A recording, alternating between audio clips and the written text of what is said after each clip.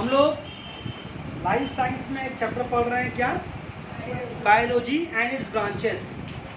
Biology और उसका different branch. पिछले क्लास में सबसे पहले हम बताया था कि बायोलॉजी क्या चीज़ है, तो साइंस का कैसा ब्रांच है। जो टर्म बायोलॉजी है सबसे पहले किसने दुनिया में इस्तेमाल किया था? ठीक है, फिर बताया था कि फादर ऑफ बायोलॉजी किसको बोलते हैं, है ना? फिर बताया था कि बायोलॉजी के कई सारा ब्रांच है।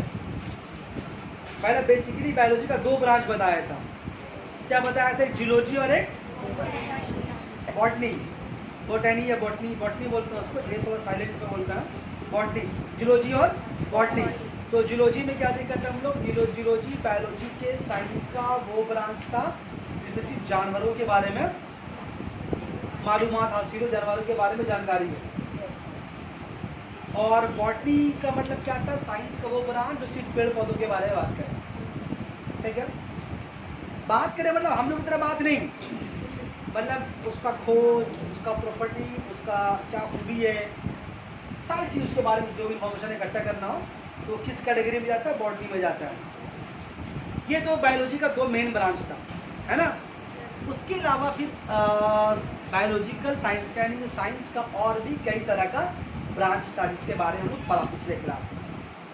उसमें एक ब्रांच क्या पढ़ा था हम लोग? मॉर्फोलॉजी। वो क्या था? बहुत मिसाल दे के समझाया। ठीक है, फिर उसके बाद एनाटॉमी, काफ़ी मिसाल दिया था इसका। फिजियोलॉजी, इसको भी समझा दिया था। और आखिर में समझाया था साइटोलॉजी, साइंस का वो ब्रांच जो खुलियों के यानी कि सेल, जो सेल होता है जिसको हम लोग लाइफ का यूनिट बोलते हैं, जिंदगी का इकाई बोलते हैं, सेल यूनिट जो इसमें हम लोग लाइफ खड़ा है इसको हम लोग क्या बोलते हैं? यूनिट ऑफ लाइफ बोलते हैं, जिंदगी की इकाई बोलते हैं खुलिया को। तो सेल के बारे में साइंस का जो ब्रांच स्टडी करता है उसको हम लोग बोलते हैं साइटोलॉजी। इसके बारे में आप लोग लास्ट क्या बता के छोड़ा था कि इसकी अहमियत यहाँ है, समझिए कि आपका पूरा बॉडी किसके लिए काम करता है? आपके सेल को जिंदा रखने के लिए काम करता है। आपके बॉडी का कोई भी ऑर्गन हो, बॉडी में कोई भी चीज़ जो मौजूद है वो किसके लिए काम कर रहा है? सब मिलकर काम कर रहा है आपके सेल को जिंदा रखने के लिए। वो सेल जिसको अपनी नेकेड आई से, खुली आंखों से आप देख नहीं सकते हैं, लेकिन वो है। बहुत सारा सेल मिलकर क्या बनाता है? टिश्यू बनाता है। फिर टिश्यू से क्या बनता है? हम लोग के बॉडी का मांस बनता है। तो ऐसा नहीं है कि सेल की कोई अहमियत नहीं है, सेल ही के बिना तो पूरा बॉडी है। ठीक है ना? तो जितना भी बॉडी में फंक्शन चल रहा होता है, दिमाग काम कर रहा है, लंग्स काम कर रहा है, दिल काम कर रहा है, जितना भी बॉडी का ऑर्गन जो काम कर रहा है, अगर ये बॉडी में फिजियोलॉजिकल फंक्शन चलता है, पिछले से बताया था, तो किसके लिए काम करता है? सब सेल के लिए काम करता है। तो जो सेल के स्टडी को इसके बारे में क्या बताया था, इसके बारे में डिटेल से कब पढ़ेंगे हम लोग? क्लास 9 में एक चैप्टर है सेल और उसका डिफरेंट पार्ट, और क्लास 10 में भी एक लंबा चैप्टर है इसको कि सेल डिवाइड कैसे होता है, क्या उसका अहमियत है, क्या उसका इम्पोर्टेंस है। तो अभी तो इतना ही जानकारी रखिए आप। अभी चलिए हम लोग स्टार्ट करते हैं एक साइंस, एक नया ब्रांच। हम आगे पीछे करने पड़ेंगे, लाइन से नहीं पढ़ेंगे, ठीक है? साइंस एक ब्रांच जिसका नाम है जेनेटिक्स। ये वाला पेज का फोटो खींच के हमारे ग्रुप में भेज देंगे, अगले दिन सब यहीं से याद करके आएगा। ठीक है, जिसके पास ये बुक है या नहीं है सब याद करके आएगा। हिंदी मीडियम वाला क्या करेगा? अपने बुक से करेगा या गूगल करेगा? वो भी समझ में आ रहा है, वीडियो सुन करके याद करके आएगा। ठीक है, लिख लेगा हिंदी में। मोटा मोटी बहुत कुछ होगा, बहुत कुछ नहीं भी होगा, तो इसको तुम लोग गूगल समझता है या यूट्यूब पर जरा सर्च कर लेगा, वहाँ से पढ़ लेगा। और यूट्यूब से मेरा वीडियो देख लेगा। चलो आज हम लोग क्या पढ़ेंगे? साइंस के एक ब्रांच जिसका नाम है जेनेटिक्स।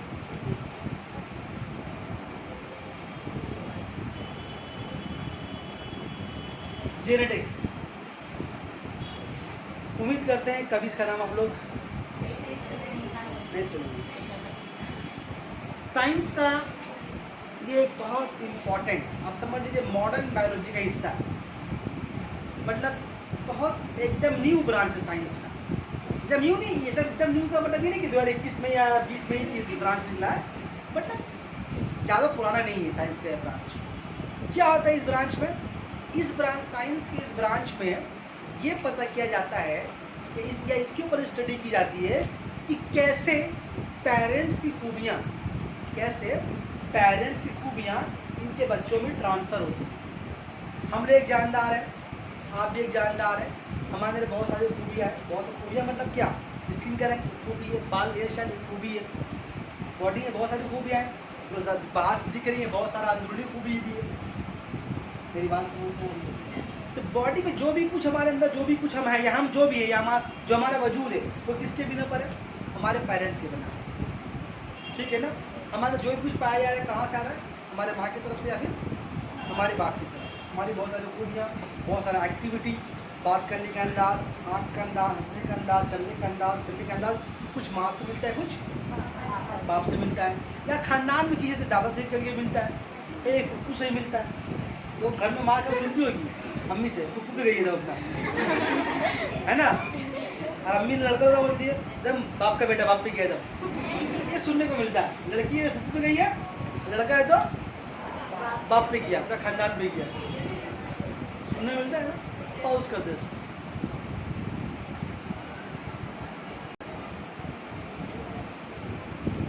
तो अजान के बाद बात करते हैं हम लोग। तो साइंस के कौन से ब्रांच के बारे में पढ़ रहे हैं? जेनेटिक्स के बारे में पढ़ रहे हैं। जेनेटिक्स साइंस का वो ब्रांच है, जेनेटिक्स साइंस का वो ब्रांच है जो इस बात पर स्टडी करता है कि पेरेंट्स की खूबियाँ उनके बच्चों में ट्रांसफ़र, या पेरेंट्स बोले या ख़ानदानी खूबियाँ उसके आने वाले नस्लों में ट्रांसफ़र कैसे होती है। अक्सर आप गौर व फिक्र करेंगे अपने आसपास, अगर बहुत लोगों को देखेंगे या खुद को भी देखेंगे तो आप देखिएगा कि कभी किसी का शक्ल अब्बा से मिल रहा है, कभी शक्ल अम्मा से मिल रहा है, कभी कोई दादा ही मिल रहा है, कभी कोई दादी ही मिल रहा है, कुछ ना मिल रहा है तो हरकत मिलता है, चाल चलन मिलता है, ढंग तरीका जो भी होता है, जो भी एक तरीका होता है वो भी पेरेंट्स ये से मिलता है। कभी सुनते हैं इस बोलते हुए कि तो एकदम उसमें खाला पे गई है, वो अपना मतलब एकदम नानी के ऊपर गई है, चचा के ऊपर गया है, दादा से मिलता है अपना। ऐसा कभी देखे अपने आसपास? एकदम अपने मम्मी की तरह जेरोस कॉपी है, एकदम बाप है अपना। लोग बोलते हैं ऐसा ना, कोई बच्चे का नहीं पैदा होगा, हम दादी का बोलते हैं किसका तरह है? बाप है अपना, एकदम अपना माँ पे गई है, नहीं दादी पे गई है, लोग बोलते हैं ऐसा ना। तो वो तो हम लोग एक जो देख के रहे के तौर पर बोलते हैं, वो भी एक उसका हिस्सा ही है हेरिडिटी का। सिर्फ ज़ाहिरी चीज़ नहीं, उसके बाद इंटरनल बहुत सारा चीज़ भी हम लोग कहाँ से मिलता है? हमारे पेरेंट्स से मिलता है। बाज़ वक़्त तो ऐसा होता है कभी कभी कि अगर कुछ बीमारी खानदान में किसी को है तो भी मिल जाता है। कभी तुम डॉक्टर के पास जाओगे तो बीमारी लेकर के, कभी से सामने आप लोग किसी न किसी का हुआ होगा तो पहले पूछेगा घर में खानदान में किसी को हुआ था, दादा किसी को था, दादी किसी, ऐसा तो बीमारी होता है। बहुत सारी बीमारी होता है जो खानदान इसको है तो इसका पोता को होगा, किसी न किसी को घर में होगा। चीज़ कहाँ से आता है? ये सब खानदान, एक चीज़ खानदान नस्ल दर नस्ल ट्रांसफ़र होता रहता है। बोला हम जो कुछ भी है अपने पेरेंट्स का मिक्सचर है। कुछ भी ननियाल की तरफ से आ रहा है, कुछ भी कहाँ से आ रहा है? ननियाल की तरफ से आ रहा है। मेरी बात समझ में आ रही है? बहुत हद तक क्या होता है, कभी कभी मिजाज भी मिलता है लोगों का, कभी कभी शक्ल सुनने को मिलता है, कभी कभी लंबाई मिलता है, कभी कभी एकदम सेम जेरोस कॉपी कभी मिलता है। नोटिस कभी किए? चाहिए घरों में देखिएगा, अपने अम्मी अब्बू का शक्ल देखिएगा, दादी की शक्ल देखिएगा, खुद को देखिएगा, भाई बहन को देखिएगा, आप देखिएगा आपको खुद मालूम होगा, अच्छा इसका हाथ तो मेरा दादा से मिल रहा है। ऐसा होता है। तो ये तो एक अपर सरफेस से बता रहे हैं आपको, ये बहुत बड़ा साइंस का ब्रांच है जो सिर्फ इस पर स्टडी करता है कि पेरेंट्स की खूबियाँ बच्चों में ट्रांसफ़र, आने वाले जनरेशन में ट्रांसफ़र कैसे होती है। सबसे पहले इसका सोच किसने दिया था? एक बहुत बड़ा एक साइंटिस्ट है, इसका नाम है जोहान मेंडल। स्पेलिंग शायद डबल एन है, पता नहीं हमको। जोहान मेंडल, शॉर्ट में उसको मेंडल ही बोलते हैं हम लोग उसको। इसका पूरा नाम है फादर जॉन मेंडल, नाम देखने के बाद देखिए इसका मेंडल। इसका पूरा नाम है फादर ग्रेगर जोहान मेंडल, उतना नाम लगाना पड़ी है, आप ही मेंडल ही बोल सकते हैं इसको, ठीक है। तो ये जोहान जो मेंडल है, इसको जेनेटिक्स का फादर बोला जाता है। इसको बोला जाता है इसका फादर बोला जाता है। इससे पहले साइंस की इस ब्रांच के बारे में दुनिया में कोई जानता नहीं था। लेकिन हम लोगों को इस बात का आइडिया जरूर था कि किसी भी जेनरेशन में उसके किसी जेनरेशन का खूबी ट्रांसफर होता है। इसीलिए पहले ज़माने में क्या था, अच्छी नस्ल के घोड़ों से अच्छे नस्ल के घोड़े पैदा किए जाते थे। ज़माने कदीम में सब चीज़, पुराने ज़माने में ऐसा होता था कि अच्छी नस्ल का घोड़ा, ये बात सही है। घोड़े को घोड़े से हाइब्रिड करा करके, आपकी वैसे एक मिसाल समझिए। ऐसे मान लीजिए कि हम लोग को बंगाल की गाय, नाटी कट्टी गाय, कैसी कैसी गाय होती है, वही पंजाब की गाय, ऑस्ट्रेलिया की गाय, एकदम तगड़ी लंबी चौड़ी। मेरी बात समझ में आ रही है? तो क्या होता है कि यहाँ की गाय का वहाँ की गाय जो गाय का जो मेल फैमिली जो होगा, तो इन लोगों को रिश्ता लगा दिया जाता है। ये बात समझ आ रही है? तो इन लोगों में क्रॉस कराया, ठीक। हम लोग गाय नाटी छोटी एकदम कैसी कैसी, गोल भी कम निकल रहा है। अब उसको किससे हम लोग क्रॉस करवा रहे हैं? आम भाषा में समझिए, शादी करा दिया। तो किसको क्रॉस कराया? ऑस्ट्रेलिया है गाय, एकदम तगड़ी, देखने में खूबसूरत। वहाँ का भाई जानवर लग बहुत अच्छा हो, यहाँ का बहुत अच्छा होता है। अच्छा, बात करेंगे उसके बारे में। तो जब क्रॉस होता है तो उससे भी जो नए गाय के बच्चे पैदा होते हैं, वो उस गाय के बच्चे में सिर्फ यहाँ गाय खूबी नहीं होती, वहाँ गाय की खूबी भी, क्योंकि क्या था, खूबियाँ जो है पेरेंट्स के बच्चों में ट्रांसफर होती है। अब जो नया गाय का बच्चा, जो यहाँ की जो नटकट्टी गाय जो बच्चा देगी, तो उस गाय में से क्या होगा, जो गाय जो नया पैदा होगा, वो गाय ना तो इसकी तरह होगी ना बिल्कुल उसकी तरह होगी, लेकिन गाय फिर भी अच्छी होगी, तगड़ी होगी, ज़्यादा दूध देने वाली होगी, ज़्यादा गोश्त देने वाली होगी। मेरी बात समझ में आ रही है? उसको बोलते क्रॉस करना, साइंस की भाषा में उसको बोलते क्रॉस, या समझ सकते हैं हाइब्रिड के नाम से। बहुत नाम सुने ना, हाइब्रिड, पहले हाइब्रिड सब्जी है, हाइब्रिड का नाम सुने? हाइब्रिड एक वर्ड सुने कभी आप लोग? हाइब्रिड नहीं नाम सुने? हाइब्रिड सुना है? बोला हाइब्रिड, कभी कभी सब्जी लग जाएगा ना तो बोलेगा ये हाइब्रिड पटल है, ये हाइब्रिड मछली है, लोग बोलते हैं ऐसा। हाइब्रिड के माने क्या होता है कि किसी एक नस्ल से और दूसरे नस्ल के जानवरों या पौधों के दरमियान क्रॉस करा करके नए तरह के अनाज या नए तरह के जानवर पैदा किए जाए। तो ये ऐसे नहीं जिसे पाया क्रॉस कर दिया, ऐसा नहीं होता। क्या होता है कि अच्छे जात के जानवर को जो कम दर्जे का जात का जानवर है उससे क्रॉस करा, तो जो कम दर्जे का जानवर जो बच्चे देते हैं उससे क्या होता है, बच्चा ना इनकी तरह था ना उनकी तरह था, लेकिन बहुत तगड़ा होता है, बहुत अच्छा होता है। ये बात सही। एक मिसाल आपको दिया, ऐसा घोड़ा पैदा करने के लिए इस तरीके से इस्तेमाल किया जाता है। और भी अभी जब वो बताएंगे तो बहुत ही आपको मालूम होगा। अभी आप ये समझिए कि पेरेंट्स से या बच्चों में ट्रांसफर होती है। मिसाल आपको देके समझाया, ये देखिएगा, इसलिए देखिएगा आप लोग, हालांकि लोगों को इस बारे में पहले पता नहीं था, इससे पहले किसी को पता नहीं था इसके बारे में कि ये खूबियाँ ट्रांसफर कैसे होती है। इसने बताया कैसे होती है, लेकिन होती है ये सबको मालूम था। एक मिसाल और आपको देते हैं, देखिएगा कभी कभी घर में अगर देखिएगा घर में अगर किसी का रिश्ता का लग रहा है तो लोग देखते हैं, जात देखते हैं, नहीं हम अंसारी में नहीं कराएंगे, तो हम कुरैशी में नहीं कराएंगे, हम खान में नहीं कराएंगे, वो बोलते हैं हम इसी में करेंगे, बोलता है उन्हें उस खानदान में करेंगे, तो वैसे बोलते हैं कि नहीं बोलते हैं। या फिर लोग देखते हैं कि अच्छा खानदान है कि नहीं। क्यों देखते हैं लोग ऐसा? उस जमाने के ये जो रस्म आ रहा है तो पुराने जमाने में चला आ रहा है, देखते हैं लोग ना। तो ये जो सोच है, ये सोच ऐसा नहीं आज नया पैदा हुआ, जमाने कदीम से पुराने जमाने से लोग ये बात सोच रहे हैं। बात समझ में आ रही है? लेकिन क्यों सोच रहे लोगों को नहीं पता। लेकिन एक आइडिया ये था कि खानदान का असर पड़ता है, खानदान का असर, जिस खानदान से बिलोंग करेंगे आप क्या, तो उस खानदान का, अगर आप लड़ाका खानदान से हैं तो आप ही लड़ाका होंगे जरूर। क्या अगर आप लड़ाका खानदान का, मान लीजिए एक अच्छी फैमिली का शादी एक लड़ाका खानदान में हो गया, तो मान लो कि 4-5 बच्चे हो गए, तो 4-5 बच्चे को 2-3 लड़ाका जरूर होगा। एक कार्ड तो सही हो सकता है, लेकिन 2-3 लड़ाका पुकार होगा। मेरी बात समझ में आ रही है? इस बात ये ट्रांसफर कैसे होती है, किस सिस्टम से ट्रांसफर होता है, इस बात को सबसे पहले समझाया था किसने? मेंडल ने समझाया। इसलिए किस चीज़ को लेकर समझाया था? मटर के पौधे को लेकर समझाया था। 6 मटर के पौधे। अच्छा, पेड़ पौधे में भी मेल फीमेल होता है, पता है आपको? पेड़ पौधे में भी मेल होता है, फीमेल होता है।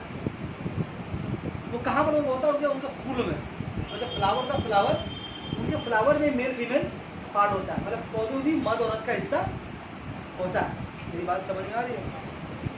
तो सबसे पहले मेंडल ने इस बात को साबित करने के लिए छीनी मटर का पौधा पे एक्सपेरिमेंट किया। छीनी मटर का पौधा पे एक्सपेरिमेंट किया। छीनी मटर का पौधा में क्या किया था उसने, ये समझाने के लिए कैसे मतलब ट्रांसफर होता है। तो उसने क्या किया, एक ऐसा पौधा लिया जो कि प्योर टॉल था। प्योर टॉल, प्योर टॉल का मतलब खालिश लंबा। कैसा पौधा, एकदम खालिश लंबा, ऐसा खालिश लंबा पौधा कि जिसमें से हर बार लंबा ही पौधा पैदा हो। कभी नाटा पौधा पैदा नहीं। तुम लोग का देखो, आप पठान लोगों का कभी देखा नाटा पठान, कभी देखा नाटा पंजाबी नहीं देखेगा। अगर होगा तो हाइब्रिड पंजाबी होगा, और पंजाबी बंगाल में शादी कर लिया होगा। वहाँ समझ आ रही है। तो एक होता है प्योर टॉल कि इन लोग का नस्ली लंबा है, होता है ना। जैसे अफगानिस्तान के लोग देखो सब लंबा है, होता है ना। कभी तुम नाटा अफगानी नहीं देखेगा, छोटा बड़ा नहीं हो सकता कभी। तो ऐसे ही मतलब प्योर टॉल का मतलब क्या है कि इस खानदान में जितना भी पौधा पैदा होगा सब लंबा, इसलिए क्या बोले इसको, प्योर टॉल। खालिश मतलब इस खानदान में एक ही पौधा, इसमें जो बीज निकलेगा, जो पौधा जो बीज और वो बीज है, अगर 100 बीज को बोलेगा तो 100 का 100 पौधा लंबा होगा, मतलब प्योर टॉल। मेरी बात समझ में आ रही है। अब एक पौधे को उसने क्या लिया, एक लिया प्योर डॉग,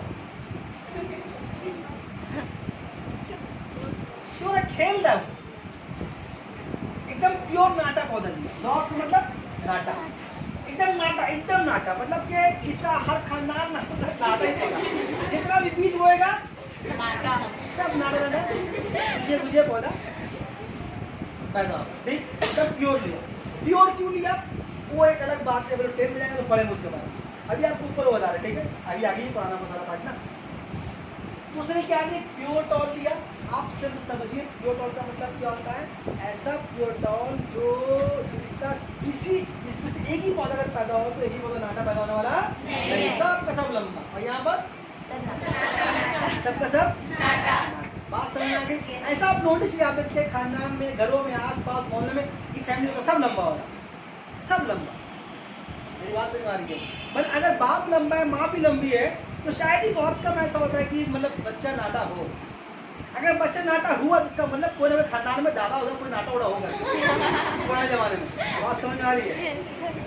बाप भी लंबा है, माँ भी लंबा है, नाटा कैसे हो गया, तो इसका मतलब खानदान में ननियाल में कहीं ना कहीं कोई ना कोई नाटा आदमी रहा होगा। मेरी बात समझ में आ रही है। तो अभी चलो उसको बने जाते हैं। तो प्योर टॉल दिया, प्योर डॉग दिया। अब क्या किया, अभी क्या किया, इसने इन दोनों के बीच में क्रॉस कराया। इसका एक हिस्सा जैसे किस्सा ने इन दोनों को बीज क्रॉस करा करके नए तरह का बीज पैदा किया। यह समझ इन दोनों का रिश्ता लग गया। हाँ बात मेरी बात समझ में आ रही है। तो इन दोनों के मिलाप से एक नया बीज पैदा, मतलब यहाँ से कुछ पौधा लिया, यहाँ से कुछ पौधा लेके जब वो दोनों को बोया, तो बोयाने के बाद वहाँ 100 बीज हासिल किया। कितना बीज हासिल किया, 100 बीज। अभी 100 जो बीज हासिल किया, समझ लीजिए 100 नए बच्चे हैं मिसाल के तौर पर। तो ये क्या हो रहा, प्योर टॉल से लिया, किससे लिया, प्योर डॉग से। अभी तो ये बीज है, अब इस बीज में किसका असर पड़ा कैसे मालूम होगा, उस बीज को बोना पड़ेगा। उस बीज का 100 बीज को बो दिया गया। कुछ दिन वेट किया गया, जब 100 बीज जब बड़ा हुआ तो देख रहा है 100 का 100 पौधा लंबा, 100 का 100 पौधा लंबा, एक पौधा भी नाटा। अभी झगड़ा जरा गुस्सा हो गया, हम कहाँ गए। जब बीज पैदा हुआ तो इन दोनों पौधों के मिलाप से ना पैदा हुआ। अब 100 बीज को बो दिया गया, तो 100 बीज में जितने भी बीज बोए गए सब लंबे, सब लंबे। देखिए वो सब लंबे मतलब कि 100% लंबे पौधे, 100% टॉल। ठीक, मतलब के इसका असर कोई नहीं लिया, सब जितने के 100 बीज सब लंबे पैदा हो गए। तब मसला ये है कि जो टॉल पैदा हुआ ये कहाँ से पैदा हुआ, इन दोनों के मिलाप से पैदा हुआ ना, लेकिन ये प्योर नहीं हुआ।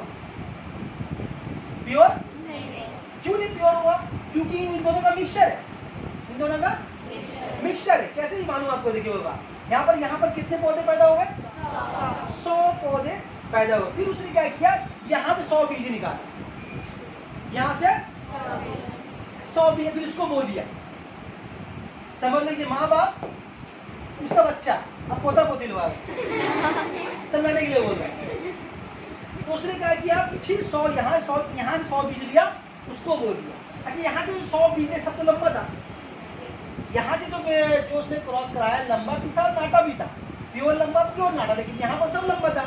जब यहाँ से हासिल होने वाले बीज को जब इसने बोया तो जो जनरेशन जो पैदा हुआ ना, एकदम अजुआ वाला हो गया। क्या हुआ, उसे 75% लंबे पौधे पैदा हुए और 25% नाटा।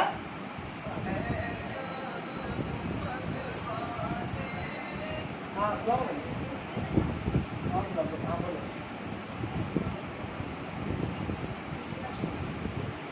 75% लंबे पौधे पैदा हुआ, 25% कैसे पौधे पैदा हुए, नाटे पौधे पैदा हुए। अब तुम देखो, ये जो दोनों पौधे पैदा यहाँ से हुए, जबकि यहाँ पर एक भी नाटा पौधा नहीं था।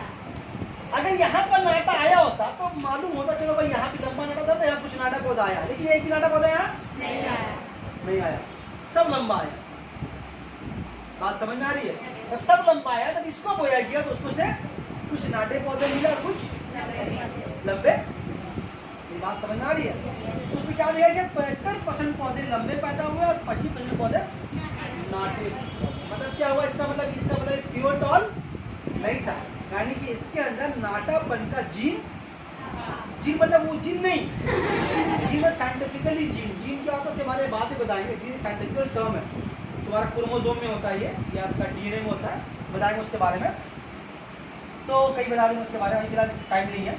तो ये जब ये टॉल पौधा जो असल में था, असल में टॉल पौधा प्योर नहीं था, इसके अंदर नाटा पौधा भी छुपा हुआ था। यानी अगर इसको हम बोले, पेरेंटल जनरेशन बोले, मतलब पेरेंट्स बोले इन दोनों को, अगर ये क्या हुआ, इसका पहला जनरेशन, इसको बोलते हैं F1 जनरेशन। तो पहला जनरेशन में क्या हुआ, सबके सब लंबे पौधे पैदा हुए, लेकिन इस लंबे पौधे में प्योर लंबा पौधा एक भी नहीं था, तभी तो वापस ये पौधा मिला नाटा। अगर ये प्योर लंबा हुआ होता तब तो क्या होता, फिर यहाँ से पौधा लंबा होता, फिर तो इधर और गुस्सा हो जाता, हम कहाँ गए। तब यहाँ पर नाटा पौधा आया तो खुश हो गई, दादी खुश हो गई, चलो पौधा मेरी आवाज समझ आ रही है। अब इस 75% पौधे में भी 25% पौधा ऐसा निकला जो कि प्योर लंबा था। ये भी जो लंबा प्योर लंबा नहीं है, इसमें 25% पौधा प्योर लंबा पैदा हुआ और इसमें बाकी 50% पौधा जो है वो इसकी तरह इम्प्योर था। मतलब ये लोग फिर नाटा लंबा देगा, लेकिन ये क्या देगा हमेशा लंबा, ये क्या देगा हमेशा। यहाँ पर जो पैदा हुआ, ये कैसे पैदा हुआ, ये वो प्योर डॉल। बात समझ में आ रही है? और ये वाला कैसा हो गया, प्योर टॉल। ये वाला क्या हो गया, हाइब्रिड टॉल।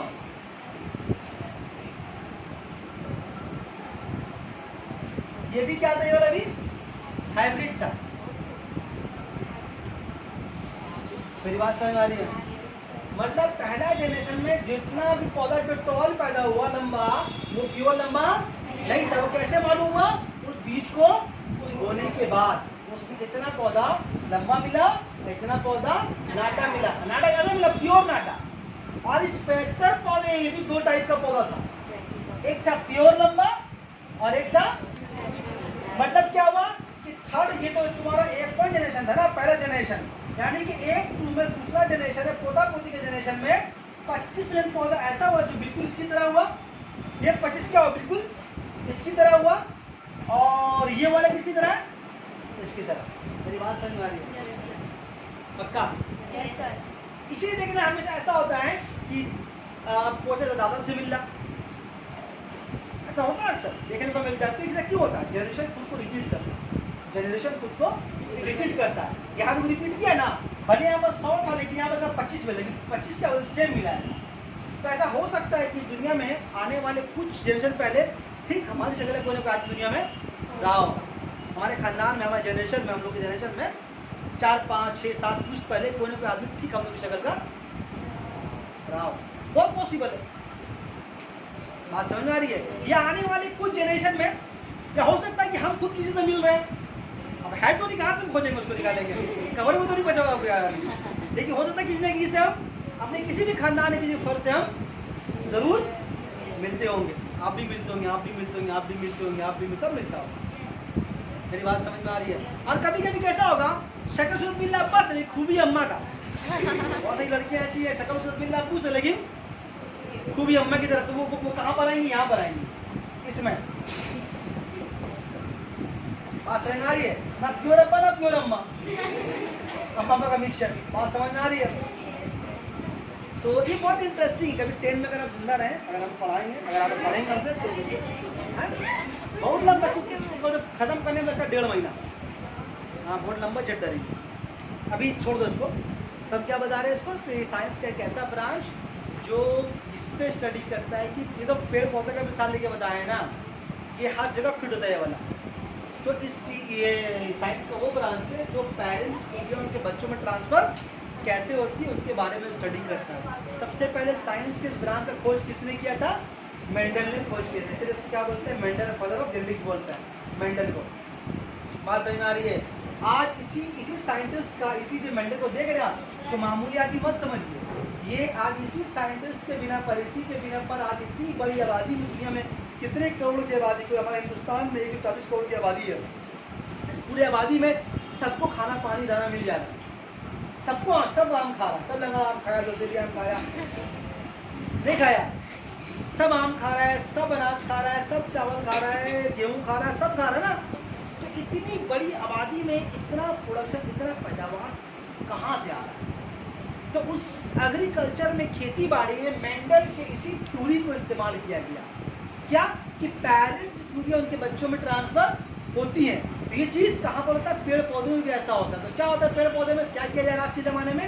जो अच्छे जात के पौधों को और कम जो पौधे कम फसल देते हैं उनके साथ क्रॉस कराया जा रहा है, उसे नए बीज पैदा किए जा रहे हैं, एक्सपेरिमेंट किया जा रहा है। देखा जा रहा है कि मतलब कि इस एक बीज को दूसरे बीज से कराने पर ज़्यादा फसल पैदा हो रहा है। तो ये क्या है? क्रॉस कराया जा रहा है। मेरी बात समझ में आ रही है? इसी देखिए मार्केट में हमेशा ना चावल नया तरह का आते रहता है। वो चावल अभी के ज़माने में एकदम, मान लो कुछ चावल बहुत ज़्यादा चल रहा है, अभी महंगा चावल चल रहा है और बहुत अभी मतलब अच्छा क्वालिटी वाला चावल है। 4 महीने गुजरेगा, 5 महीने गुजरेगा, नया चावल चला आएगा मार्केट में। नहीं बात समझ में?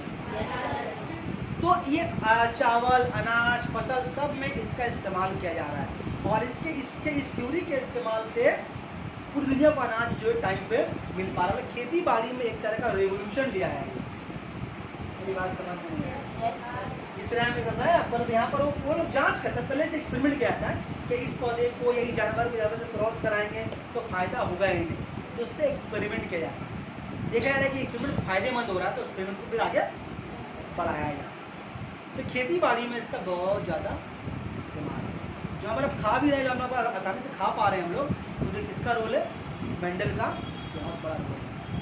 क्योंकि अगर साइंस के स्कूल का इस्तेमाल नहीं किया जाता तो हम लोग सबों को अनाज जो है आसानी से मिल नहीं पाता या फल सब्जी मिल नहीं पाता।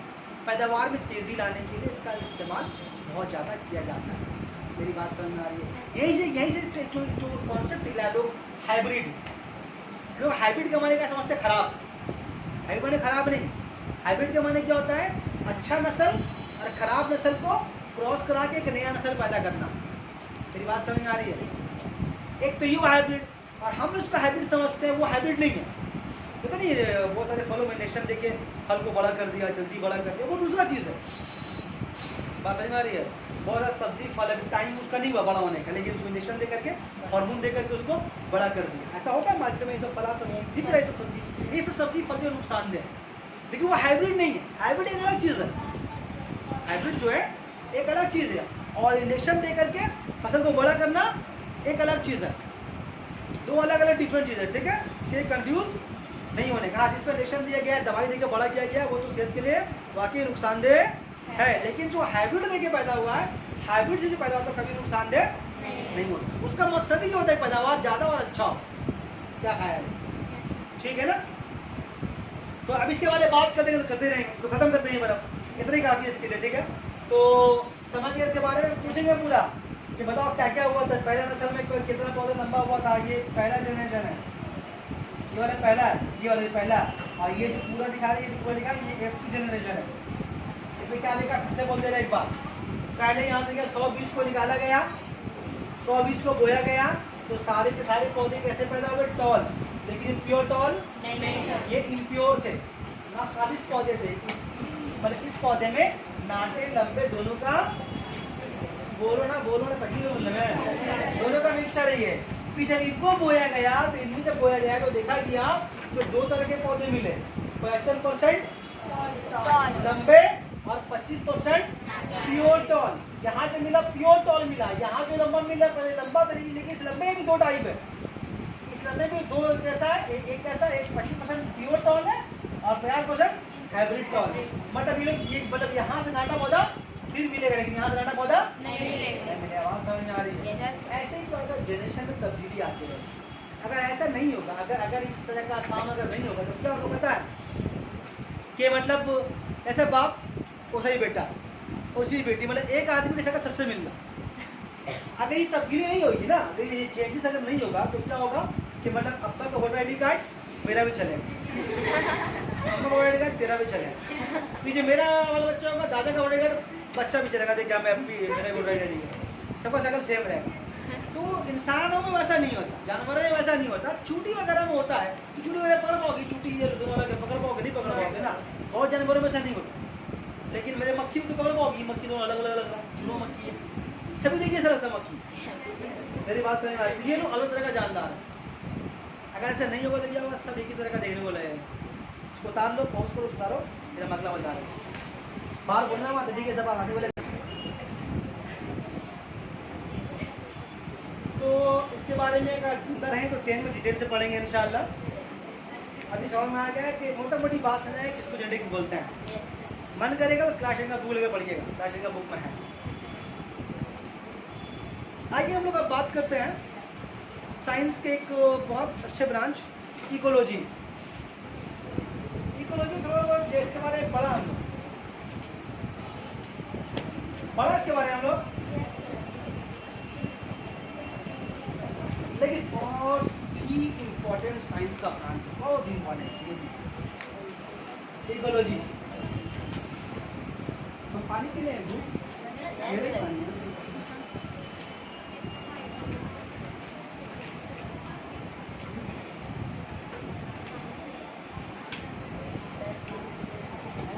इकोलॉजी में हम लोग क्या पढ़ते हैं, साइंस का इकोलॉजी जो है भाई, यहाँ ध्यान दिया भैया, पूछ लेंगे तो नहीं बोलेगा। इकोलॉजी साइंस का एक ऐसा ब्रांच है जिसमें इसकी स्टडी की जाती है कि दुनिया में रहने वाली जितनी भी चीज़ें हैं, चाहे वो जानदार हो या बेजान, लिविंग बीइंग हो या फिर नॉन लिविंग बीइंग हो, ये सारी चीज़ दुनिया में मौजूद है। ये सब आपस में किसी न किसी तरह जुड़ी हुई है, सबका एक दूसरे का रिलेशन है दूसरे के साथ, और हर कोई एक दूसरे पर डिपेंड करता है। एक बयान को साइड कर दें हम, लिविंग बीइंग के बारे में बात करें हम, तो दुनिया में जितने भी तरह का जानदार मौजूद है, लिविंग बीइंग मौजूद है, सब एक दूसरे से किसी न तरीके से जुड़े हुए हैं, डायरेक्टली या इनडायरेक्टली, और सबके ऊपर सबकी जिंदगी का रोल है। वो रोल नहीं डायमंड का दुकान में मिलता है, तो सीख भी रहता है, वो रोल नहीं। हमारे रोल का मतलब है सबके बीच में एक इम्पॉर्टेंट, एक अनदेखा रिलेशन है। अभी आपसे बोलेंगे मेंढक से आपका बहुत गहरा ताल्लुकात है, तो क्या बात करते हैं सर, मेंढक से मेरा कौन सा गहरा ताल्लुकात है? हम लोग चूटी आके वो मदद करता है, हमें छिपकली आपका रिश्तेदार है। हमको बोलेंगे, क्या बोलेंगे, कुछ ही बोलेंगे, बोले कौवा कौवा कौवा कौवा कौवा आपका दोस्त है। कैसा बात है, ऐसा थोड़ी ना होता है, कौवा मेरा दोस्त, छिपकली मेरा खानदान का आदमी है। बोलने का मतलब ये है कि दुनिया में जितने भी जानदार हैं, जानदार है सब ना, एक चींटी भी जानदार है, मक्खी भी, लिविंग भी है, कॉकरोच भी, हाथी, गाय, कुत्ता, बिल्ली, इंसान, सब जानते हैं। तो जितना भी दुनिया में अच्छा बहुत सारे जानदार ऐसे भी हैं जिनको हम लोग अपना ये ना ये 2 डिग्री से देख भी नहीं सकते। ऐसे बहुत सारे जानदार अभी मौजूद दुनिया में।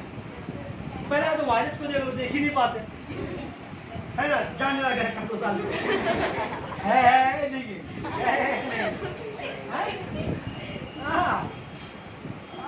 तो बहुत सारे ऐसे भी जानदार इसको हमारा आप देख ही नहीं रहे लेकिन वो है। तो पहले कुछ मिसाल दे आपको, अब इससे वजह समझा चुके हैं साहब, आप पहली बार बोल दे रहे, बहुत सारे बच्चे नहीं भी हैं और आप लोग बहुत सारे बच्चे भूल भी गए, है ना। तो साइंस का वो ब्रांच जो इस पर स्टडी करता है क्या किसी एक माहौल में किसी एक खास सिस्टम में है, जितने भी जानदार है वो सब आपस में किस तरह से जुड़े हुए हैं। ठीक, जैसे देखिए सांप, स्नेक, खतरनाक चीज है।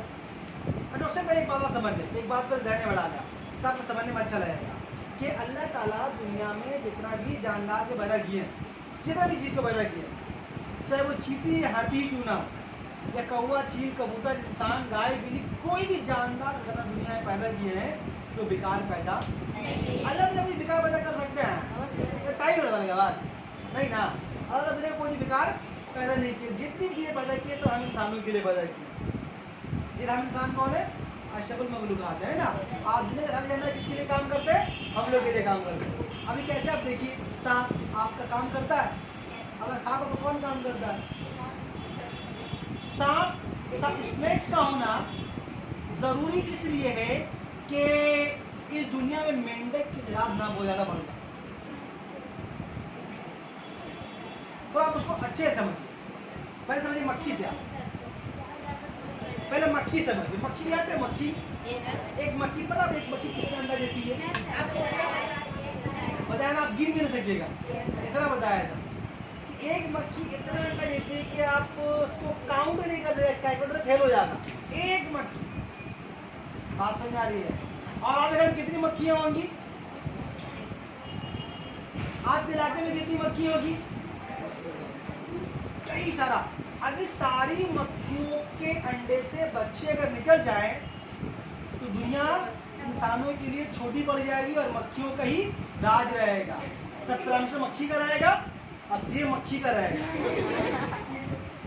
है ना। तब परमेश्वर मक्खी होगा। तो मक्खी मूवी आई थी ना, तो मक्खी भी राजा होगा। फिर मतलब आप सांस लेगा मुंह मक्खी चला जाएगा। आप ढकना खोले चावल भात खाने के लिए तो मक्खी बराबर, रात में सुबह सो पड़े यहाँ मक्खी वहाँ मक्खी ना मक्खी बराबर। इतनी ज्यादा मक्खियाँ हो जाएंगी, मच्छर हो जाएंगे। बात समझ आ रही है? लेकिन ये मक्खियों का अंडा मेंढकों के लिए बिरयानी। क्या है? बिरयानी। तो उन लोगों को लेकिन पता, देखिए इसीलिए वो लोग मेंढक ज्यादा कहाँ रहता है? कीचड़ में, एक आधा में रहता है। उसको पता मक्खी अंडा कहाँ देती है, उसी जगह देती है, कूड़े के टब के पास, डस्टबिन के पास, नाले के साइड में। तो मेंढक को पता होता है, उसको खुद सूंघ ले बोलेंगे आप नहीं बना बोलते ना, तो उसका उनको भी उसका स्मेल आता है मेंढक को भी, तो मालूम होता है कि इस कोने में अंडा दिया होगा, खाने बेड़बड़ गया। तो उसने क्या किया मेंढक ने? मेंढक तो मक्खी तो खा, मट्टी का अंडा तो खाया, लेकिन हम लोगों को बहुत बड़ी परेशानी से बचा दिया। अच्छा एक मछली कितना अंडा देती है? अभी तो मछलियों का अंडा देने का सीजन है। एक मछली का अंडा भी खाया, छोटा जो दाना होता है, छोटा दाना, वो एक अंडा है। एक मछली एक टाइम में इतना अंडा देती है, उसमें इतना छोटा गोल गोल होता है जो दाना, उसको तो आप मतलब पकड़ा या गिनने पाइएगा, मतलब अभी तक तो खा लेना गिनने पाइएगा।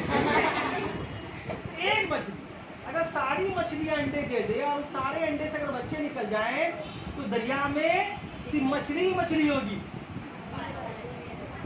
पानी का फिर पानी का आप दरिया में ना जाओगे तो देखा मछली है, जहाँ मछली का पूरा दरिया हो गया, दरिया पानी से मछली है, तो फिर मुश्किल हो जाए। तो नेचर ने एक कानून बना दिया, एक लॉ बना दिया कि ठीक है मेंढक तुम पानी में जाते हो ना, इन लोग अंडा भी खाना जा करके, तो मेंढक पानी में जाता है, मेंढक कैसा जाए हमारे तो पानी में चला जाता है, जाके मछलियों के अंडे को भी वो निकाल देते। इसलिए देखिए बहुत सारे बंगाली इलाकों में तालाब में खास कर लोग डालता है मेंढक, तालाब मेंढक, तालाब अगर मेंढक डाला जाएगा तो तालाब साफ रहेगा, मतलब मछली ज़्यादा पैदा नहीं होगी, ज्यादा पैदा नहीं होगी, क्योंकि मैक्सिमम अंडा मेंढक खा लेगा। तो मेंढक ने क्या किया, आपके समाज में मक्खी की तादाद को कम कर दिया। तो मेंढक एक इम्पोर्टेंट प्ले कर रहा है ना, चलिए कैसा। फिर क्या हुआ उसके बाद, फिर अगर ये मेंढक जो खा के मुझ ठंडा हो रहा है, वो बढ़ ना जाए, इसके लिए कौन है? सांप है। सांप के लिए बिरयानी कौन है? मेंढक उड़ा रहे समझ को लोग। अब सांप ज्यादा नहीं बढ़े, उसके लिए कौन है? नेवला। कौन है? चीना। नहीं, चीन भी सांप को खाता है एक तरह से। मेरी बात समझ आ रही है? अच्छा, उसके अलावा एक सांप कितना अंडे देता है? एक सांप कितने अंडे देता है एक बार में? उसको तो गिन तो पाइएगा, अच्छा उसको गिन पाइएगा, लेकिन एक सांप एक बार में कई ज्यादा अंडे देता है। अगर सारे अंडे सांप अगर निकल गए तो दुनिया इंसानों की छोड़ी पड़ जाएगी। उसके लिए उसका शिकार कौन करता है? चील हुआ, नेवला हुआ, जंगली कुत्ते हुए, ये लोग क्या करते हैं? सांप के अंडे से जो बच्चे निकलते हैं और खुद पूछ अंडे तो सांप ही खा लेता है। अगर नहीं खाएगा दुनिया में सांप ही सांप होगा भाई। फिर हम लोग पढ़ेंगे 8 सांप वहाँ रहेगा, 13 सांप वहाँ बैठा हुआ, एक साथ गले में लगता है इसका, एक साथ बैठ में तुझे गले में आ रही, ऐसा होगा। समझ आ रही है, लेकिन ऐसा होता नहीं। तो इस दुनिया में हर जानदार एक दूसरे के लिए काम कर रहा है। अभी ये ग्रीन पेड़ पौधा को देखिए ना, ग्रीन पेड़ स्वस्थ पेड़ पौधा क्या कर रही है? हम लोग के लिए तो काम कर रही है। एक ग्रीन पेड़ पौधा क्या नहीं है? हम लोग ऑक्सीजन गैस देता है, ऑक्सीजन गैस, और गए हम लोग खाना दे रहा है, खुराक देता है हम लोगों को। आपके खाने का जितना भी सोर्स कहाँ से आता है? कोई भी चीज आप खा रहे हैं, आप चाउमीनो खा ना भाई, तो भी वहीं से आया। आप चीनी खा रहे, चीनी वो भी कहाँ से आया? पेड़ पौधे से, गन्ना से आया। तो आपका खुराक कोई भी हिस्सा है। कोई भी आदमी प्लास्टिक खाता है यहाँ पर? पिज्जा पत्थर खाता है, कोई मीट पत्थर खाता है, प्लास्टिक लोहा खाता नहीं खाता ना। जो भी खाता है तो कहाँ से आता है? तो कोई भी खाना का नाम बताओ हमको। आपको बोला सर गोश्त, तेरे मन में चल रहा गोश्त। गोश्त जो खा रहे आपके गाय खा रहे, गाय कहाँ से आती है? क्या खा, गाय खाया क्या बड़ी होती है? कोई पेड़ पौधा सब्जी रोटी तो कभी नहीं, गाय बिरयानी खा रहा है, रोटी कभी नहीं देखा होगा। तो ये पेड़ पौधों में खाना भी दे रहा, हमें ऑक्सीजन भी दे रहा, और हम लोग जो गंदा गैस छोड़ रहे हैं तो उसको फिर वो एब्जॉर्ब भी कर। मेरी बात समझ आ रही है? हमारे इलाके में घूमता वो कुत्ता जो भौंको करता है बिना वजह। आप अगर ऐसी फालतू में कुत्ता है, कुत्ता ऐसी प्रकार में पता कर दी नहीं, कुत्ता हमारे समाज का, हमारा सोसाइटी कितना कचरा डकाल लेता है वो लोग, आपको अंदाजा नहीं है। आपके घर में बिरयानी मानी, बिरयानी कैसा है? खराब हो गया। बिरयानी मेरे मिसाल में आता है कि वो मतलब क्या बना, आप तो खाना आने की बिरयानी आई है, मानिए किसी घर में से वलीमा हुआ था, बिरयानी बचे उसको दे दिया, अभी रखकर बिरयानी खराब हो गया, क्या करेगा? डाल देगा तो डस्टबिन में। आप कुत्ता लोग आएगा वो करते हुए खा लेगा। नहीं होता, अगर नहीं खाएगा तो क्या होगा? खाना सड़ेगा, बदबू करेगा, फिर बदबू कौन लेगा? हमारा आप लेंगे, लेके भी डॉक्टर के आ जाएंगे। तो कुत्ता जो है, तो मिसाल बिरयानी के कितनी तरह गंदगी, ये कुत्ता डस्टबिन में घूमते रहता है। तो इतना गंदगी वो लोग खा लेता है हमारे सोसाइटी का, हमारे समाज का, कि हम लोगों को उसका जरूरत है। इसलिए कुत्ता खत्म हो जाएगा तो खतरनाक बात है। मेरी बात समझ आ रही है? ऐसी काला कौवा तो काला ही होता है ना। कौवा भी इतना गलाजत खा लेता है। इसका मिसाल देखिए, अगर अभी आप बाहर अगर अपने आंगन में बैठ गए, छत पे बैठ गए, मछली बनाइए या चिकन बनाइए, कुछ बनाइए, देखिए कौवा चला आएगा। हाँ, मछली का जितना बनावन फेंकिए सब खा लेगा। अगर उसको आप नहीं फेंकिएगा, डस्टबिन में फेंकिएगा तो सड़ेगा, फिर वो बदबू देगा। या डस्टबिन में आप तो रात में फेंकिएगा, जो दिन भर घर में रहेगा डस्टबिन में सड़ेगा, बदबू मारेगा। तो क्या कहते हैं उसको डेली कौवा का छत पे फेंक दी, ताकि फेंक दी, कौवा खाएगा, कौवा का पेट भर गया, मेरा गंदगी। तो इस दुनिया में जितने भी जानदार हैं, वो सारे जानदार जो है एक दूसरे के साथ लिंक्ड है।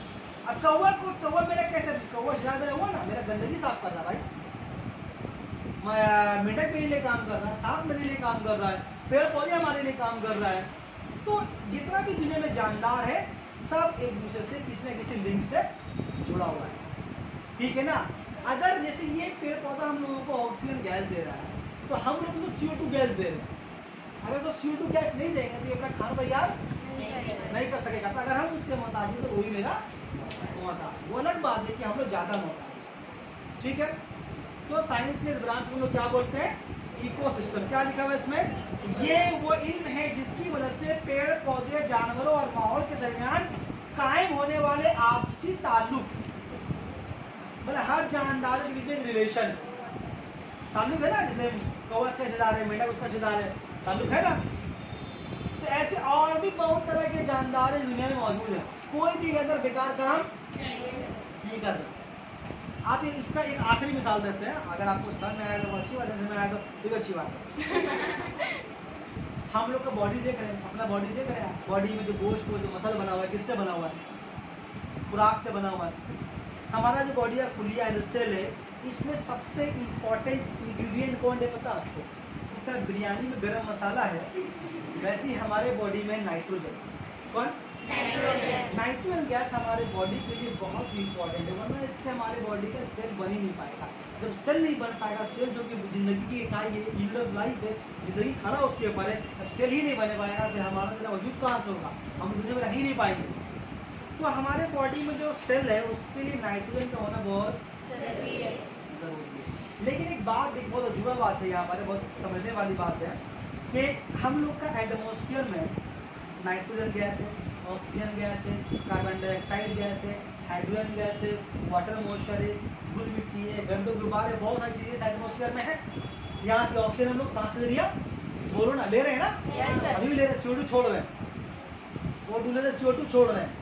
और इस एटमॉस्फेयर जो गैस है, इस गैस में सबसे ज़्यादा मिकदार के बाद इसका नाइट्रोजन गैस का 78% है, मतलब 100 में 78% तो सिर्फ नाइट्रोजन गैस है। इतना ज़्यादा मिकदार में होने के बावजूद भी इस गैस को हमारा आप डायरेक्ट ले नहीं पाते, जबकि गैस इंपॉर्टेंट है हम लोग के लिए।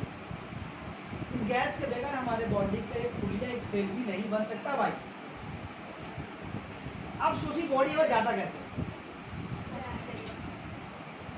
पेड़ पौधे के अंदर ताकत नहीं है कि वो उसका एटमॉस्फेयर को डायरेक्ट जल्ब कर दे, एब्जॉर्ब कर ले एटमॉस्फेयर से, खाना में, अपने खुराक में, फलों में, सब्जियों में डाल करके फिर हम लोग खुराक में खा लें। फिर ये हमारे बॉडी में वो आता है, कैसे आता है? हाँ बताए थे, बता दे फिर एक बार। तो पेड़ पौधों की जड़ों में एक बैक्टीरिया होता है, एक बैक्टीरिया होता है जो कि इस हवा में मौजूद नाइट्रोजन, जब बैक्टीरिया को आप देख नहीं पाइएगा, लेकिन इतना माइक्रोस्कोपिक कि इसको आपको देखने के लिए लाना पड़ेगा कंपाउंड माइक्रोस्कोप, तब शायद आपको वो दिखाई दे। तो उस कंपाउंड माइक्रोस्कोप के बिना आप देख सकेंगे उसको। तो वो बैक्टीरिया करता क्या? वो बैक्टीरिया देखो इतना छोटा जानदार है, इतना छोटा क्रिएचर है, अल्लाह पैदा किया है, हम उसको देख नहीं पाते। काम कितना बड़ा कर रहा, जिंदा रखा हम लोग, आपको पता भी नहीं होगा कैसे कोई रिश्तेदार मेरे लिए काम कर रहा है ना। अब वो बैक्टीरिया कर रहा क्या है? हवा से नाइट्रोजन को एब्जॉर्ब करके उसको एक कंपाउंड की शक्ल में, नाइट्राइड या नाइट्रेट की शक्ल में बदल देगा। ठीक नहीं बात समझ? जिस तरह हम और आप कच्चा गोश्त नहीं खा सकते हैं, उसी तरह पेड़ पौधा भी क्या करता है? डायरेक्ट नाइट्रोजन ले नहीं सकेगा। तो ये बैक्टीरिया करता है क्या? उसको नाइट्रेट और नाइट्राइड में बदल देता है और बदल करके मिट्टी में उसको मिला देता है, मिट्टी में उसको मिक्स कर देगा। हवा से वो नाइट्रोजन को जब्स करेगा, एब्जॉर्ब करके मिट्टी में उसको मिक्स करके नाइट्राइड और नाइट्राइड में चेंज कर देगा। ठीक, अब वहाँ से आएगा, अब वो पेड़ पौधा का जो रूट है, जड़ है, वो उस नाइट्राइड को एब्जॉर्ब कर सकता है। अब वहाँ से वो एब्जॉर्ब होकर जाइलेंट टिश्यू की वजह से कहाँ चलेगा? पत्तों के स्टोमाटा में चला जाएगा, वहाँ पर खाना तैयार करेगा। ठीक, खाना बन गया, उस खाने में नाइट्रोजन भी आएगी।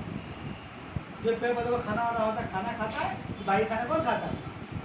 हम लोग खाते हैं। और वो जो बैक्टीरिया जो उसकी मदद कर रहा है, ऐसे ही मदद कर रहा है, वो जो खाना तैयार करता है पेड़ पौधा, वो बैक्टीरिया को भी कुछ खाना देता है। बैक्टीरिया खुद से खाना तैयार नहीं कर सकता, वो सिर्फ नाइट्रोजन पेड़ पौधों को सप्लाई करता है, उसके बदले में उसको अपना खाना वो देता है बैक्टीरिया को। एक छोटा क्रिएचर कितना खाएगा?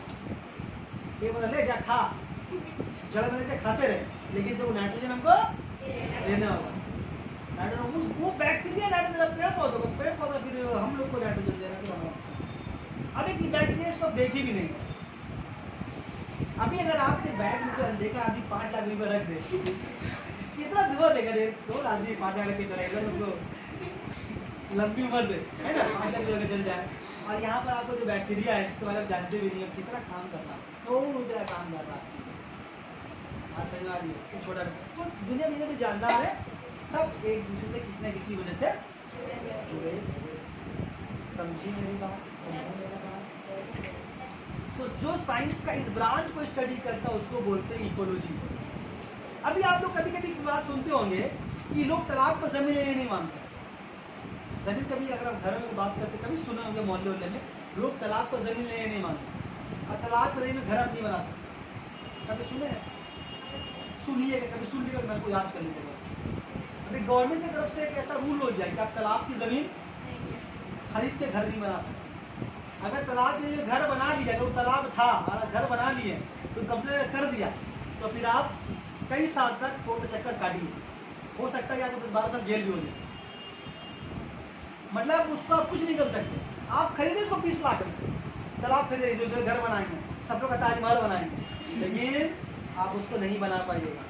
जमीन के टाइम में देखा जाता है कि जमीन तालाब तो नहीं था, कहीं सरकारी तालाब तो नहीं है, या सरकार के अंदर में ये तालाब तो नहीं है, जैसे हम लोग गरम तालाब कभी भी कुछ नहीं बन सकता। क्यों? क्योंकि तालाब भी जो है हमारे इकोसिस्टम का हिस्सा है। क्योंकि तालाब जो है कितने मेंढकों का और कितने कीड़े मकोड़ों का घर है, मछलियों का घर है।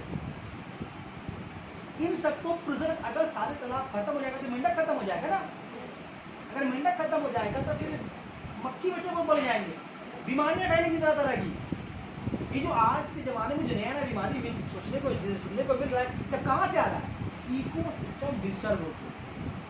एक चेन था, चेन आहिस्ता आहिस्ता कमजोर पड़ा या फिर टूट गया। उसकी मिसाल आप देख सकते हैं, गोरैया चिड़िया, छोटी चिड़िया अब नहीं, ये थी तो कुछ ना कुछ काम तो करती होगी ये बात समझ में। कौवा, कौवा भी बुराई नाम हो गया है, अब तो कौवा बहुत कम देखने को मिलता है। कहाँ जा रहा है? मर जा रहा है, ये लोग कहाँ चला जा रहा है, लेकिन कहीं भी जा रहा है मर जा रहा है। लेकिन हमारे सब सोसाइटी से कौवा खत्म हो रहा है, जो कि एक खतरनाक सिग्नल है आने वाले दिनों में। इसी के बिना पर बहुत सारी बीमारियां ऐसी हैं जो पहले के ज़माने में कुछ लोगों को होती थी, अब आम लोगों को हो रही है, सबको हो रही है। और ऐसी बीमारियां आ रही है जिनके बारे में लोगों ने कभी सुना ही नहीं था। अभी देख भी रहे हम लोग ना कि बीमारियां जो आ रही हैं क्या है नहीं है। जो भी बीमारियां आ रही हैं, बहुत बीमारियां ऐसी हैं जिसके बारे में लोग अच्छा मतलब किसी की भी सुनते हैं। अभी सुनते हैं हर घर में कैंसर है, हर घर में डायबिटीज का पेशेंट है, हर घर में हार्ट का पेशेंट है, हर घर में ब्लड प्रेशर का पेशेंट है ना। तो हर घर में कई लोग मरीज है। क्यों मरीज है? तो हम लोगों ने इको सिस्टम के साथ छेड़खानी की, छेड़छाड़ किया, जिसकी वजह से क्या हुआ, उसका रिजल्ट हम लोगों को अब सहने। बात समझ में आ रही है? जितना दुनिया में जानदार है सब अपना काम कर रहा है। अगर वो जानदार को रिप्लेस कर दीजिएगा तो आपको उसका भुगतान 1 साल में 2 साल में आने वाले कुछ साल बाद उसका असर दिखेगा। जो दिख रहा है गोरैया खत्म होने के, कौवा खत्म होने के, और ये बहुत सारे पहले मैना आता था, चिड़िया आती थी, बहुत सारे परिंदे आते थे, अब तो नजर ही कोई नहीं है। तालाब खत्म हो जा रहे हैं, पेड़ पौधों में कमी आ रही है, क्योंकि पेड़ पौधे कौवों का, चिड़ियों का रहने का जगह होता है। कौवा को छत पर जाकर रहेगा नहीं, लोग घोंसला बनाता, तो क्या आजकल घर बन जा रहा है, मैदान खत्म हो जा रहा है, पेड़ पौधे कट जा रहे हैं, जंगल हो जा रहा है। तो ये सारी चीज़ें क्या आहिस्ता आहिस्ता क्या हो रही है, आहिस्ता आहिस्ता खत्म।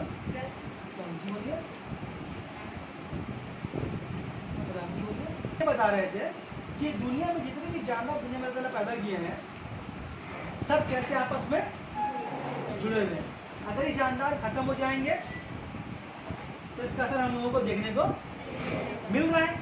इसीलिए तालाब के ऊपर अभी गवर्नमेंट ने बहुत ज़्यादा जोर दे के रखा है। आप तालाब की ज़मीन को भर नहीं सकते हैं, हर घर उस पर नहीं बना सकते हैं, आप तालाब की ज़मीन को किसी भी तरह से इस्तेमाल नहीं कर सकते। हाँ, आपके तालाब की ज़मीन है, आप मछली पालिए, कोई बात नहीं उसमें, लेकिन आप घर आप मछली पालिए और छीप लेके बैठे रहिए, पकड़िए, खुद ही खाइए, लेकिन आप घर नहीं बना सकते। बात समझ में आ रही है? तो साइंस का बहुत इंपॉर्टेंट ब्रांच है, तो जो इसका स्टडी करता है वो जानता है इसकी अहमियत को। इसी तभी तो गवर्नमेंट ने एक स्कीम लॉन्च किया, तालाब को नहीं बन सकते। यहाँ तक कि अगर आपके घर के सामने अगर कोई टावर लगा रहा है नेटवर्क लगा रहा है, सिर्फ 5 लोग चाहेंगे वो टावर को खुलवा सकते हैं। वो टावर आपकी जिंदगी पे, आपकी सेहत पे कितना असर डाल रहा है। अगर यहाँ पे टावर लगा दिया जाए बगल में, या जहाँ यहाँ टावर लगा हुआ आसपास रिजर्व में हम लोग है, तो टावर जो लगा है वो तो कमा रहा है, उसको महीना महीना मंथली मिल रहा है, लेकिन उसका असर हमारे जहन पे, हमारे बॉडी पे क्या पड़ा आपको समझ में आ रहा है? वो टावर के अंदर रहने वाले सारे लोग डायबिटिक पेशेंट होंगे, सारे लोगों को हार्ट का प्रॉब्लम होगा, सारे लोग प्रेशर के प्रॉब्लम में आएंगे। कमा कौन रहा है? दूसरा आदमी। आपको हार्ट का प्रॉब्लम, आपको डायबिटिस, आपको प्रेशर, डॉक्टर के पैसा कहते हैं किस पर? आपका हो रहा है। कमा को यार रहा, लेकिन बराबर है। क्योंकि आपको जियो चलाना है स्पीड में, सेहत को तो देखना नहीं है, तो इसीलिए आप यहाँ लगा, आप इसी टावर को किसी बंगाली में बुला के दिखा दीजिए, आप दिखा दीजिए कि वो लोग बेवकूफ़ है। नहीं, लोग पढ़ा लिखा, हम लोग कहते हैं कि आप शिक्षा जाने के चक्कर में पूरे समाज को अपाहिज कर हो रहा है। आप लोग जो बोलते हैं पढ़ते सर याद नहीं होता, क्यों? आप लोग का दिमाग का जो न्यूरल सिस्टम है वो डैमेज हो रहा है आहिस्ता आहिस्ता। टावर हमारे सेहत पर डाल चुका है, तभी थी बुरैया खत्म, बुरैया चिड़िया खत्म है, तो वो खत्म हो रहा है आहिस्ता आहिस्ता। कुत्ते भी कम हो रहे हैं आहिस्ता आहिस्ता। अब कुत्तों में नई नई बीमारियाँ और सबका सब इस तरह का जो इन्वायरमेंटल जो चेंज हुआ उसके बिना कुछ नहीं देखने को मिलती। बीमारी तो जो उसका स्टडी करता है उसको जानता है। तो साइंस का वो ब्रांच जो इस दुनिया में जितने भी जानदार है सबके बीच में क्या रिलेशन है उसका स्टडी करता है, क्या उसको बोलते हैं हम लोग? इकोलॉजी। ये आगे आखिरी बात बोलकर छोड़ देता है, बहुत लंबी थक गए। अब आइए एक साइंस एक ब्रांच है, देखिए इम्यूनोलॉजी, इम्यूनोलॉजी, इम्यूनोलॉजी लिख दे क्या? बुक में होगा, देख लीजिएगा।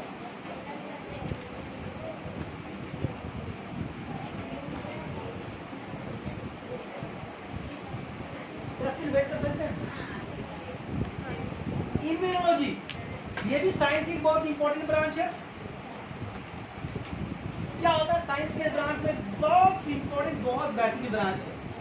और बल्कि आज का जो दौर चल रहा है, अभी पैंडेमिक का दौर चल रहा है, बोल रहे हैं चाहे बीमारी फैला हुआ है जो भी है XYZ, तो उस बीमारी में साइंस के ब्रांच का बहुत इंपॉर्टेंट रोल है, उसको डील करना है।